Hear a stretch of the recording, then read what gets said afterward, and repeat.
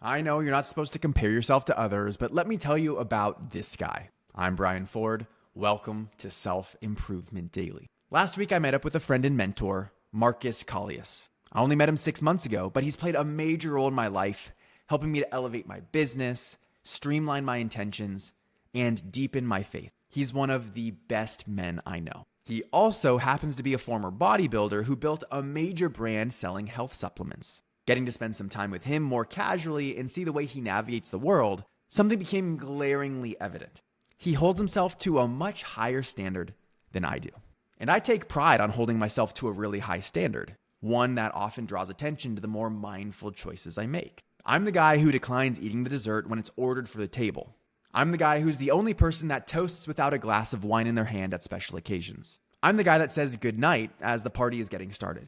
And I do my best to make the choices that are the best for me without making anyone else feel judged, criticized, or worse about their choices. When I was with him, Marcus made choices that reflected an even higher standard, one that I always knew was possible, but hadn't seen in practice in a while. I try to eat healthy, but Marcus eats clean. He prepares his own food in advance to ensure it. I'm pretty conservative when it comes to getting to the airport to decrease any risk and stress that may come up from things not going according to plan. Marcus insisted we were there 2 hours before his flight because it's unnecessary to add any element of risk to something so easy to do, especially knowing that his family is waiting for him to get back home. He was connected to what mattered most and communicated what needed to happen to secure it. But that's not to say that Marcus's way is better than my way, which is better than your way. It's too incomplete to compare one person's choices to the next because there's so much context.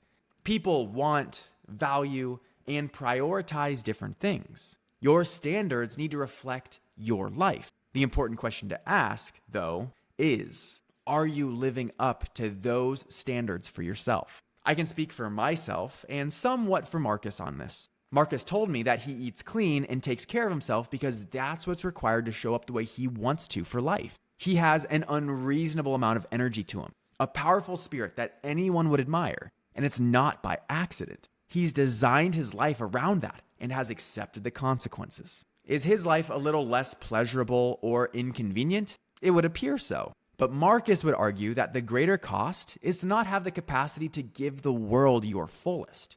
That the more inconvenient thing is to actually have to constantly make up your own lapses and shortcomings that more stress or a worse diet would create. It's all a matter of perspective, I guess.